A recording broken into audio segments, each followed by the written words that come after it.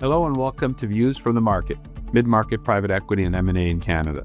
My name is Mario Negro and I'm a partner in the Private Equity and M&A group at Stikeman, Elliott. For today's podcast, I'd like to welcome our special guest, Justin Joffe. Justin is a CEO coach, but also an operating advisor at Legate Partners. Justin, thank you for joining us and welcome. Thanks, Mario. Pleasure to be here. Justin, we always start our podcast by asking our guests to tell us a little bit more about themselves and the work that they do.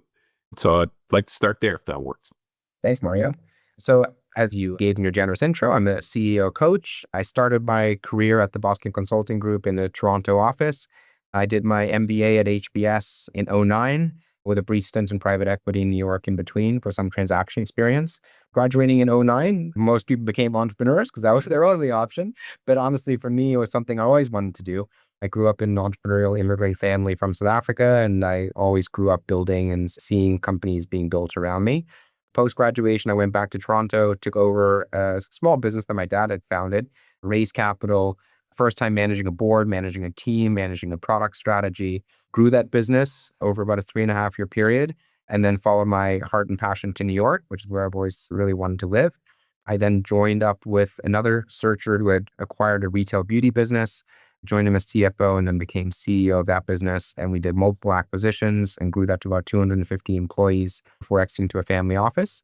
I then stepped into my first founder role. I started a healthcare company in 2017. We brought dental care to large corporate campuses. That business scaled quickly as venture-backed and was acquired in 2020.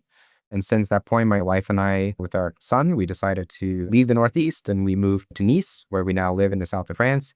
I started coaching about 4 years ago. I've coached about 45 CEOs over the last 4 years, about half as founders and half as search fund, entrepreneurship through acquisition CEOs who acquire a business. I love doing it. It's something I wish I had when I was a CEO. I focus largely on tactical support, helping people with building their operating system, like the org charts, goals, responsibilities, incentive plans, financials, managing boards, managing teams, and just the emotional support of having a thought partner and a sparring partner for the daily decisions that a CEO makes in building a business. I want to drill down a bit on the work you do with CEOs because it's one of those areas we don't talk enough about in terms of supporting CEOs in their endeavors. And you obviously see CEOs in the full gambit of their work cycle. I wanted to start a bit by talking about the challenges you see when someone becomes a CEO and they're trying to adjust to this kind of new company that they're obviously trying to improve or grow or whatever the mandate is for them. What would you say are some of the kind of issues, challenges, risks you see for new CEOs? In our world, as you know, this is a podcast focused on M&A. And so a lot of times, whether it's private equity or search funds, buying a business comes with putting a new CEO in place. What would you say are some of the challenges, the issues, the risks, or things to kind of be aware of when you're looking at it from a CEO's perspective in a new mandate? Yeah, so I think everyone walks in with a really well-polished sim. They know what they think the industry and the business and the operations and the synergies are and where the opportunities are. And very quickly, CEOs get bombarded with the whack-a-mole of just running a business. And traditionally, when you're walking with private equity or consulting experience, they're organized, they're structured, their models are great, their detailed analysis. And then when they step into the role, it is the daily whack-a-mole of being a CEO. And what I find the big difference between high-performance CEOs and those that get sucked down into the details are their ability to prioritize within the business and spend the time to get to know the team and the business, the systems and the process, but ram through that pretty quickly and get a handle of the fundamentals of the business and identify very quickly the pacing of change that needs to happen in the business. So setting out a plan, being clear with everybody on goals, objectives, roles, responsibilities. I call that your operating system, right? The translation of your strategy into execution. The CEOs that I find are most challenged when they step into the role as a first-time CEO are those that get bogged down in those details. And those that are able to very quickly ramp up on the business, understand the details, but then set that aside and get to a place they're building a plan proactively and not just being reactive in the business is the difference between someone who is just stuck in the business versus can truly actually push to create the value that they have set to do within their sim. When you look at successful CEOs, if you were to say a template of what a successful CEO is, I mean, you've highlighted already some of the keys of a high performing CEO, but what do you say, what would you look for in I'd say a successful CEO? What are the traits you see that seem to stand out? Or a CEO who's being successful in their mandate, what would you see? Hard to say there's one formula because there are definitely been cases where we've seen people who we wouldn't have thought to be outstanding CEOs make great businesses and vice versa. But I'd say at the core, you have to be well structured and organized, and that ability to compartmentalize different components of the business because you're constantly context switching between the two. So very organized and disciplined is a key sort of strategic skill. Even keel temperament. So there are things that are going to happen to you all day, every single day. And so I learned over the course of my operating experience, and I've seen this in high performing CEOs, that emotional band is sort of a little tighter. The understanding that nothing's quite as great or quite as grave as one thinks, right? Nothing's going to be a silver bullet that makes the business all of a sudden become a unicorn. And very few things are so catastrophic that the business is going to fail tomorrow. So kind of being a little bit more emotionally level-headed when you face the business and people come to you, because people come to you quite emotionally charged, and the ability to flex up to a 50,000-foot altitude when speaking to a board and a 50-foot altitude when you're speaking to someone or giving them a pip. So it's the emotional range and the operating range, being level-headed through that and being as organized and structured are key skills that I see of people who are able to lead organizations through different stages, phases, and growth, and not just get stuck where they are. We're going through a period of enormous uncertainty and these macro challenges, and it's just an incredible time in the world in terms of trying to navigate, not only running a business, but trying to manage all the macro forces that are affecting your business on a daily basis, which kind of really puts a lot of pressure on a CEO not to only focus on the things they can control, but the things they can't control, which is kind of crazy, but that's the world we live in. What advice do you give CEOs in dealing with this kind of uncertainty, managing with the variables you can't control? I'm just curious your thoughts on what you advise CEOs in those situations, but also what would be some of the best practices you recommend in trying to manage this uncertainty? Yeah, so there's two parts of it. One is managing the uncertainty for the business, and one is managing the uncertainty in the emotional state of the CEO.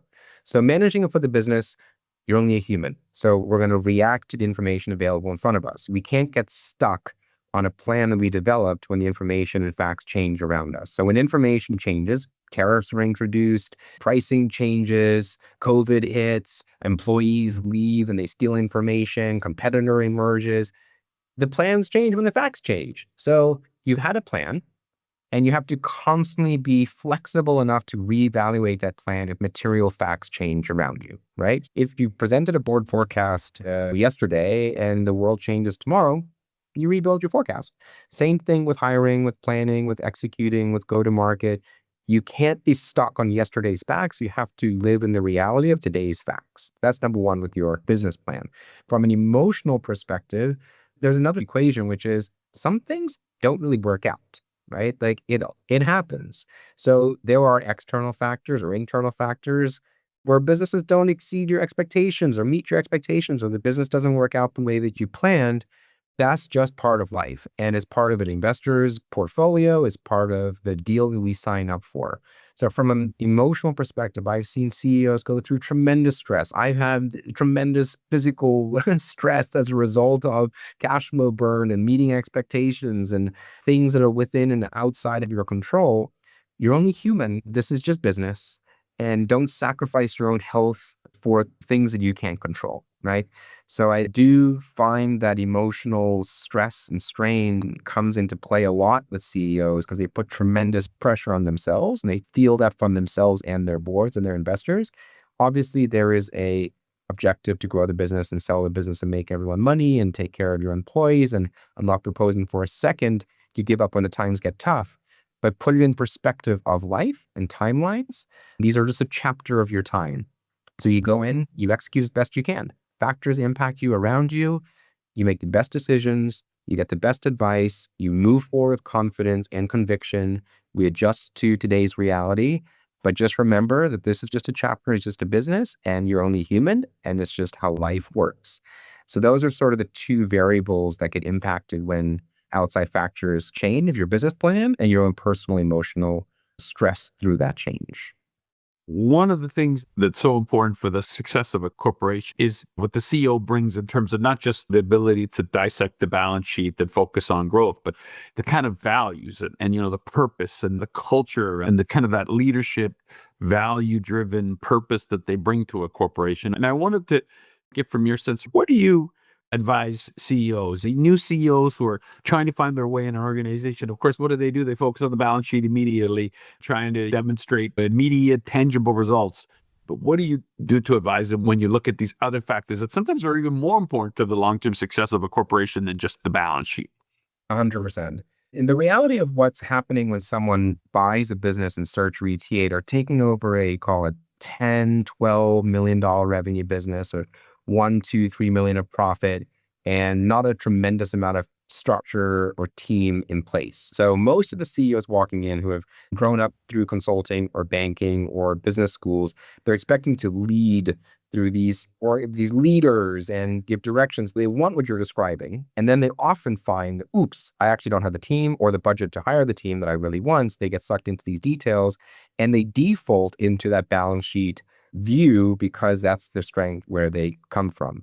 But you're 100% correct, Mario, that where you create value in the medium to the long term is by building the systems around you, putting the right people in the right positions so that you can elevate yourself to more of a leader that provides clear direction. You do need to find the time and the space to write down the vision, mission, and values of the organization, because that's what people need to hold on to understand, why am I here? Why does this company exist? What is unique and differentiated about it? And how do we think about who we hire, who we promote, what values are acceptable and what values are not acceptable? So I speak to CEOs a lot about learning to speak in bumper stickers. And bumper stickers are simple, repeatable phrases, right? And it's taking the time to distill down your message of, why is this company important? Where do we stand in the market? Who do we want on our team? And what are the behaviors that we want to support or not support in the people who we keep and promote? If you find the words in a simple bumper sticker, those become repeatable and ownable, and they can stick within the organization. If you are lofty in your words or generic in your words or use different words every single time, the message isn't going to stick. So think about the CEO of a large public company. They're speaking in bumper stickers.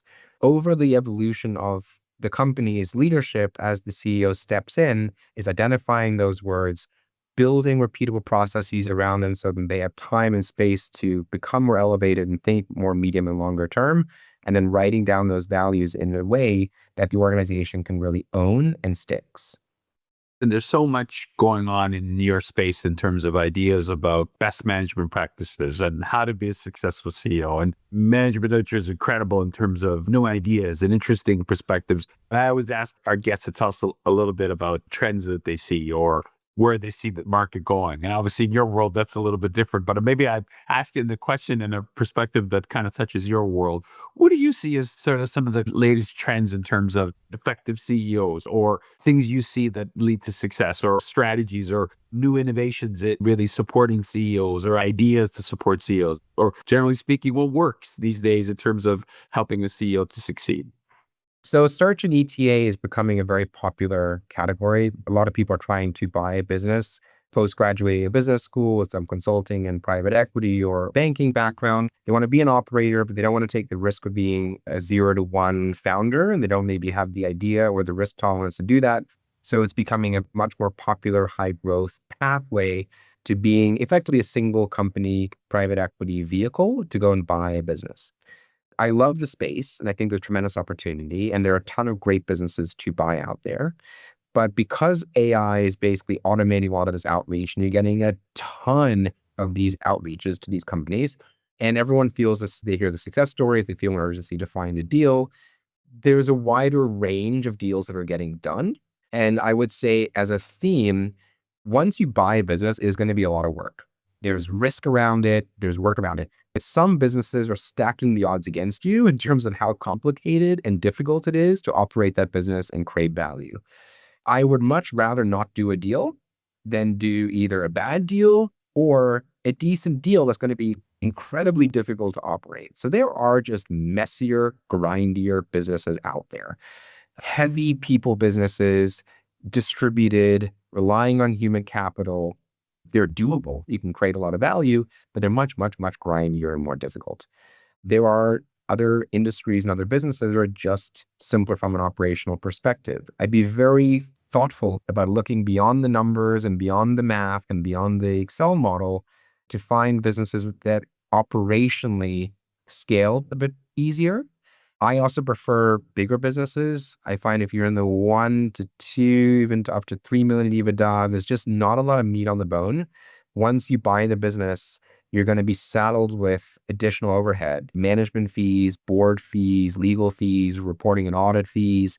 Everybody wants a bit of a pay bump. You're going to have to hire 1 or 2 key people and a couple of people leave.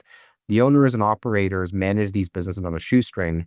So if you only have 1 to 2 million of EBITDA to start, you're going to evaporate half of that before you even get started. And you're just not going to have enough slack in the system to be covenant compliant and invest in growth. I personally prefer businesses that are a little bit bigger, that are slightly less human capital intensive on a linear scale. And I would much rather pay a little bit more for those businesses and make up for that in terms of ability to execute than buy a business for a slightly lower multiple just because I can get in and the deal looks better on paper, but it's way harder to operate. You don't have enough slack in the system to invest in growth. Final question, if I could. I work with, as you highlighted, the growing number of whether they're searchers or self-funded or individuals who even later stage in their careers say, I want to own a company, and they'll really be focused on buying a company. And interestingly, their entire focus becomes buying a company and not thinking about running it. And so if they find a company to buy, it's almost like drinking from a fire hose when they become CEO on day one, because they've been so focused on buying, they haven't had time to think about running it. What would you say to someone who is looking at buying a company like a searcher and is completely in buy mode when you look at what's coming down the pipeline for them when they become a CEO in terms of what they should be doing now, even though they're focused on finding a deal and doing the deal and raising capital and closing the deal? What would you say to them in terms of stuff that they should be thinking about even now for the CEO role that's to come? Yeah. So to really create value, you're going to be in the seat for a number of years, right? The first 1, 2, 3 years is really getting the business organized around you, understanding how the business operates, where there are opportunities for value, building leadership team. So if you're going to sit in this business for 5, 6, 7, 8 years, you really have to want to run that type of business. So can you see yourself living, breathing, dreaming, sleeping that industry, those types of employees, that geography? This really becomes your life. You're in the CEO seat, you're never really off. You're going to be talking about this with your partner or spouse. You may be having kids during the phase of you running this company. You're making personal sacrifices and talking about it while you're on vacations. You have to really want that business, even beyond the economics. Making the money obviously can be a motivating factor, but that's not going to be enough motivation to pull you through the really difficult days. You need to have to believe that you want to run that business with those people in that industry, go to those conferences, hang out with those types of folks in the locations where you have to do that for this industry and this business. And if you don't get excited about that for 5, 6, 7, 8 years, you shouldn't really sign up for the journey, because it is great on paper to see that you're going to make 5, 6, 7, 8 million bucks at the end of it. And sure, I annualize basis. I can live anywhere for that. Day to day, week to week, month to month, your story may change, right? This is a grind. It's a day to day, week to week, month to month grind. You got to find the inner passion, excitement, drive, and desire to run and build and scale this company in this industry with these people in this geography. The money at the end is an outcome of being motivated and driven and successful because you wanted it. It can't be the thing that motivates you to do the former. It is a chicken and the egg situation. You have to have the passion, drive, interest to operate, and then the money will be your reward if you do that well. It can't be the motivation to pull you through a tough industry and a tough market and a tough geography that you don't really want to do. Then I want to thank you for joining us. It's greatly appreciate learning more about you and the work that you do, and just giving us your insight on how to make that CEO role even better and provide that support for CEOs. So thank you for joining us. Thanks for having me. Thank you for tuning in to Views from the Market. Stay updated with the latest episodes by subscribing wherever you find your podcasts or visiting stikeman.com/viewsfromthemarket.